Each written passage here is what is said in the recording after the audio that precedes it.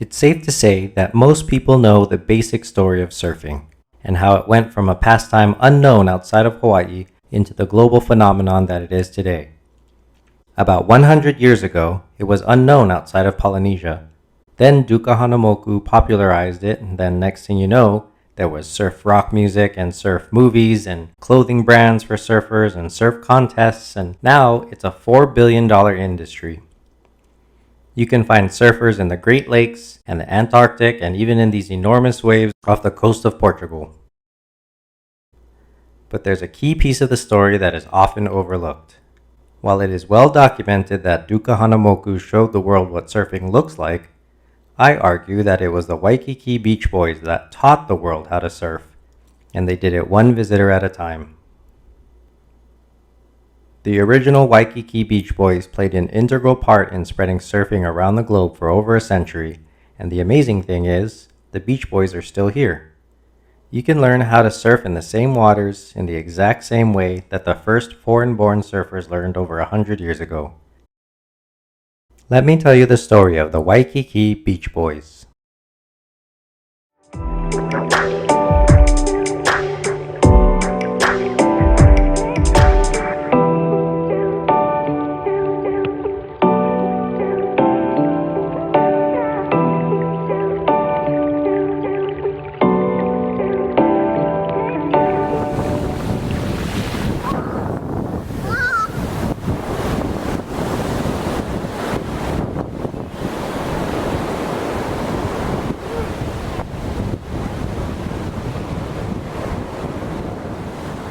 So let's go all the way to the beginning. Surfing as we know it was created in Polynesia hundreds of years ago. Ancient Hawaiians practiced different types of wave riding like kahanalu or body surfing, pakakanalu or canoe surfing, but modern surfing as we know it, where you stand on top of a flat board, is known as he'enalu. He'enalu surfing was closely tied to early Hawaiian society. Higher-ranking members of the community had special access to the best waves using narrow longboards reaching up to 16 feet in length, while commoners were relegated to the less desirable surf spots and had to use shorter, thinner boards.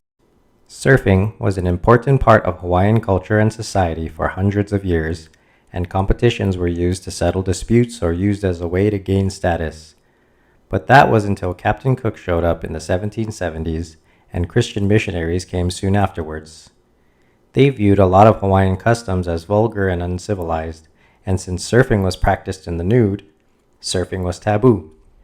This went on throughout the entire 19th century, and although surfing was never officially outlawed, it certainly wasn't celebrated or cultivated, so it nearly died out entirely.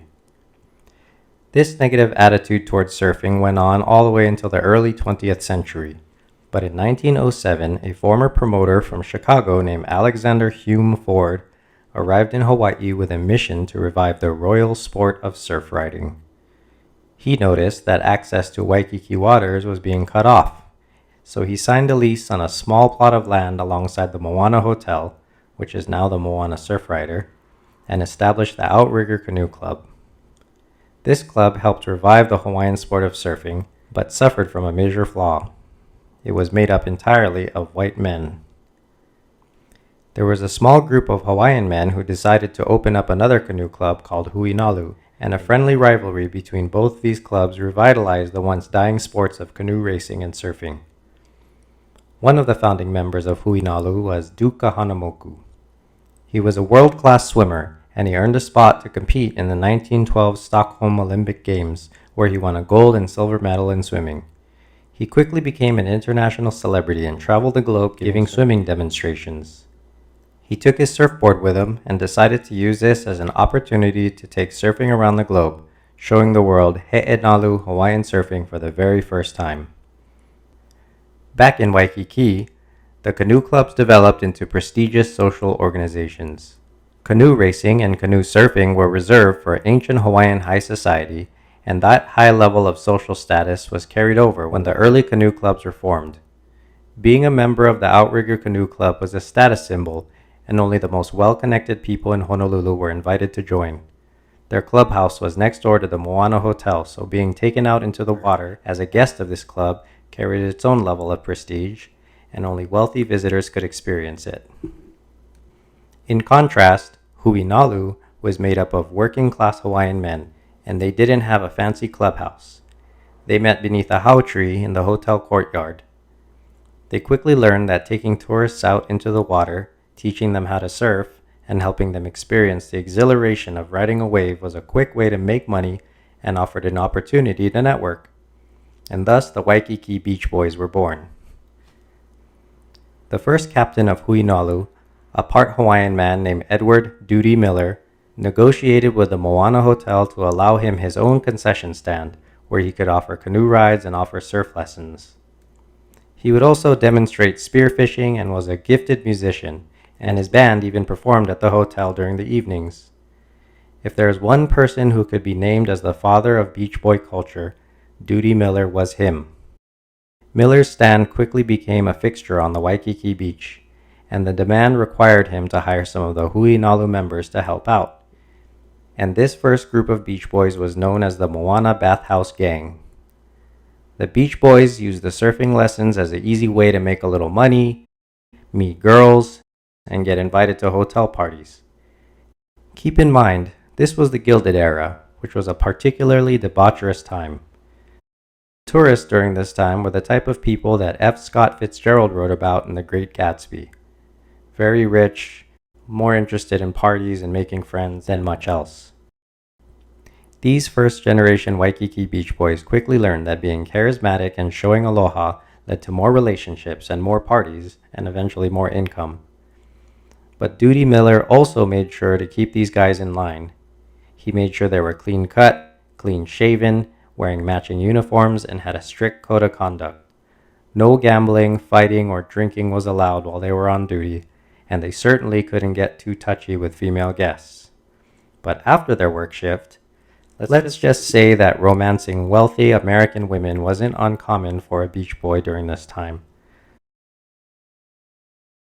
The Outrigger Canoe Club followed suit with their own brigade of beach boys, and a few enterprising individuals would set up at Waikiki Beach, trying to take some business for themselves and live the carefree beach boy lifestyle. This went on until the 1930s. They'd offer outrigger canoe rides, surf lessons, they'd sing and play ukulele, keep the beach clean and safe. They'd jump in to rescue visiting beachgoers at a time before lifeguards, and just generally showed aloha to anyone passing by. They were entertainers and ambassadors of Hawaiian waterman culture. Everyone visiting Waikiki during this era came back with a unique and personal story about spending time with the Beach Boys. The Great Depression slowed things down though, and World War II put a complete pause on the Beach Boy lifestyle, and the only visitors to Hawaii were GIs passing through on their way to fighting in the Pacific Theater. Hawaii was under martial law at this time, but as soon as the war ended, surf culture exploded, thanks in part to the hard work of these first-generation Waikiki Beach Boys. There were surfing movies, surf rock bands, and the Hawaiian sport unknown only a few decades earlier became a defining characteristic of young American culture in the 50s and 60s, but it was firmly rooted in the Waikiki Beach Boy culture of the 20s and 30s. A new generation of Waikiki Beach Boys took over, building on the foundation cultivated by the Huinalu Canoe Club and Duty Miller in years past. Waikiki Beach Services opened in 1955, which is the oldest beach concession that is still in business. They were staffed with many of the old-school pre-war Beach Boys, so they were able to continue the old traditions, combining lessons, entertaining tourists, playing music, and showing aloha. This new generation of Beach Boys from the 50s and 60s reflected the time and the new clientele, since more working-class families and honeymooners were visiting Waikiki. This is the era where Uncle Billy Pa began his over 5-decade-long journey as a Waikiki Beach Boy. I had the opportunity to interview Uncle Billy, and this is what he had to say about those post-war years. My name is William Pa, PA. I'm born in 1939 here in Honolulu.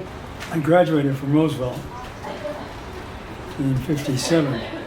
At that time, even though I still was a kid in school, I used to go down to the beach every Sunday. My family. I spent the whole day down there. My dad had an old 41 Pontiac. That was our family car then. Everything was piled in there. So all of us couldn't fit. So I would take the bus, being the oldest boy. And at that time, the bus stopped where the Queen Surf Beach is, where the wall is. And walked down to be with the family. Guys all of my age, guys lived in Kapahulu, Kamiki and something. We all would meet over there. There's a place across the street from the wall called Lalani Village. Everybody used to leave their board.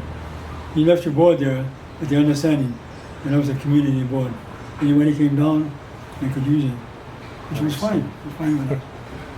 Whenever we wanted to go surf, go across the street, grab a board, and whatever board was there, we used it. So we'd all used to go meet, especially like on weekends. He would spend every weekend in Waikiki with his friends and family, since he lived just up the road on Kapahulu Avenue. Now listen to him as he describes how he made his way into the world of the Waikiki Beach Boys. I was still in high school when I first met him. And when I graduated from high school, I went into the service. When the Air Force, I was gone for 4 years, 1957 to 61. When I came home, I bummed around for quite a number of months. So one Sunday I came home after a big chunk from the night before, sitting down with my mom and dad. I said to my dad, I think it's time for me to work. Because I wasn't working. I was just living off my money that I was getting from quote unquote Uncle Sam, which wasn't much. $20 a month. And my dad said, yeah, I think so too. And mom said, yeah, I think so too.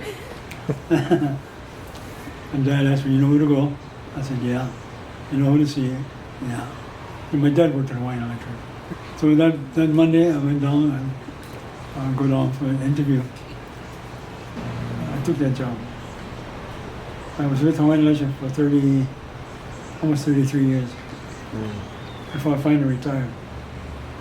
And all those years, I was going down to the beach, helping the Beach Boys, too, but not getting paid. Yeah, just whatever they need, I would help them. For over 30 years, Uncle Billy volunteered to help the Beach Boys while he worked for Hawaiian Electric the rest of the week. He did this every weekend without getting paid.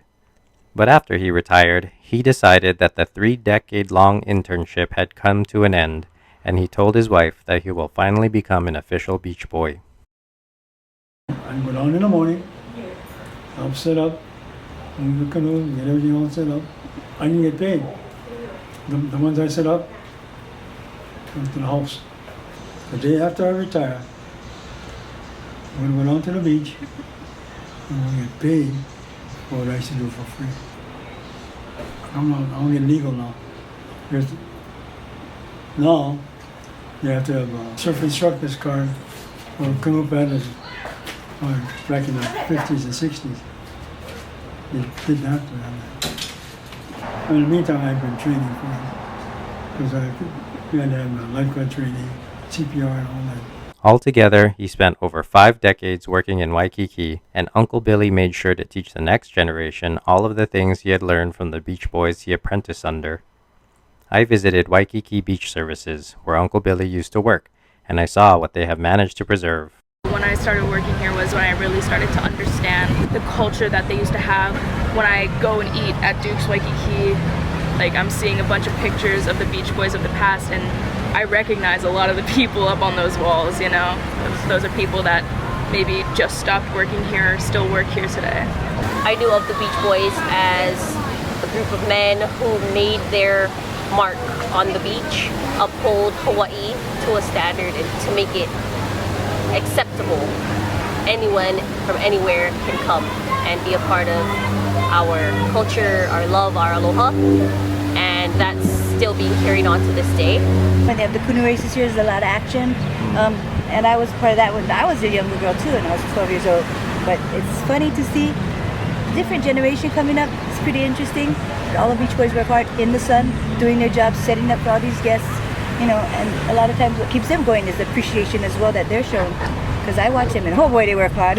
They gotta get stuff set and ready to go when all the guests are coming in. Look at how crowded it is. Every day, same. So the Beach Boys work definitely hard. They work hard. With this new generation, gotta be stronger and keep all that going.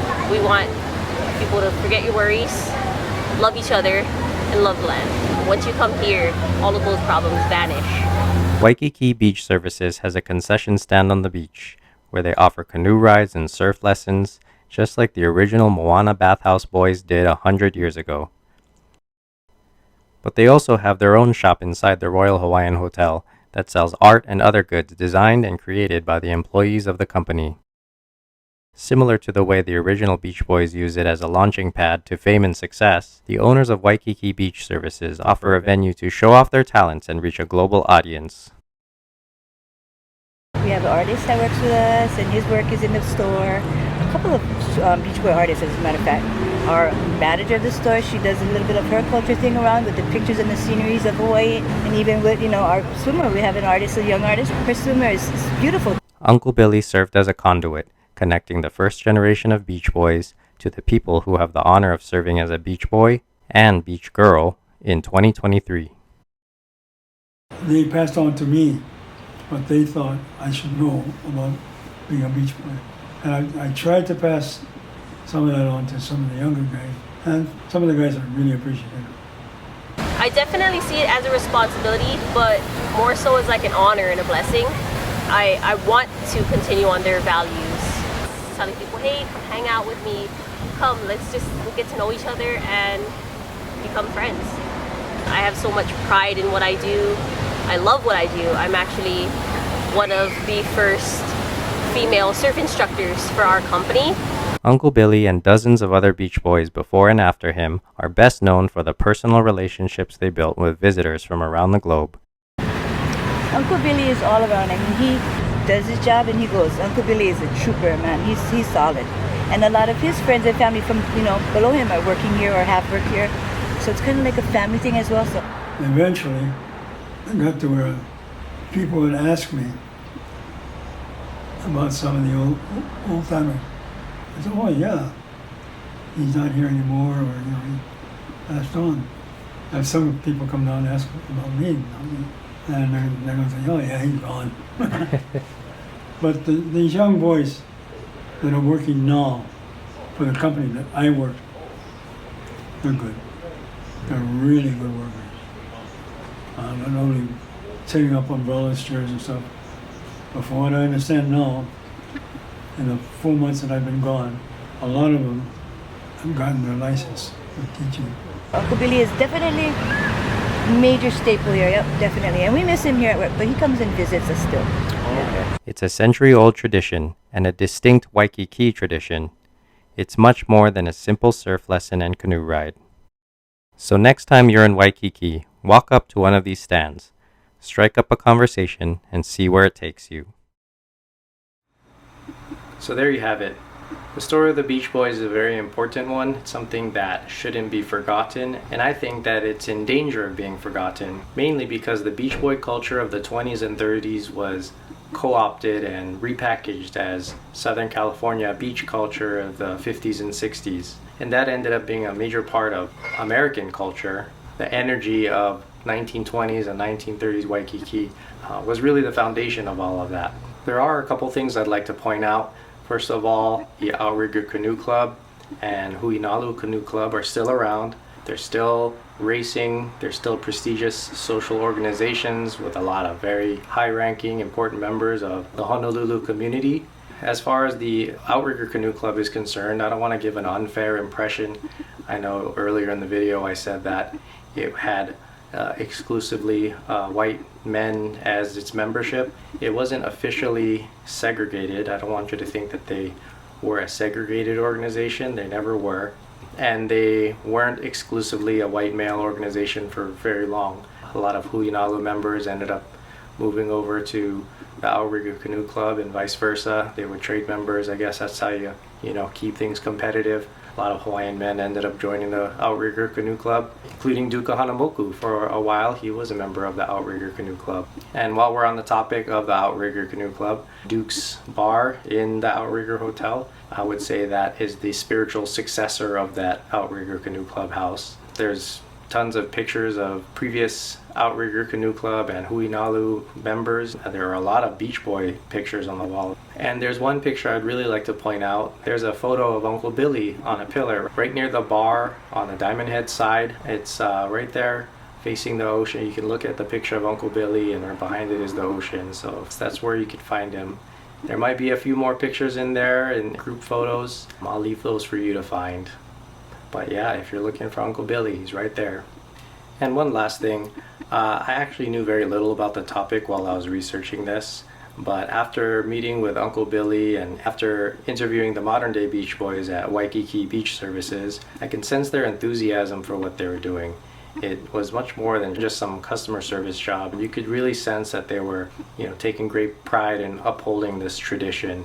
So if you plan to visit Oahu, I strongly suggest you take a trip down to Waikiki, especially if you plan to take a surfing lesson. Go to Waikiki Beach Services. A lot of people avoid Waikiki thinking that it's a very inauthentic, touristy place, but coming down to Waikiki Beach Services and getting a lesson from them is the most authentic experience you can get, if you think about it. We almost lost surfing entirely, and you have the opportunity to go down there and learn from the same people who brought it back to life, in the same waters, on the same beach, exactly how they did it over 100 years ago. This beach in Waikiki is exactly where surfing was resurrected from near certain death. And if we don't support what they do and appreciate the work that they put in every day, we're in danger of losing the Beach Boys. And along with them, we lose the Beach Boy traditions. So that's all for me. Until next time, thank you.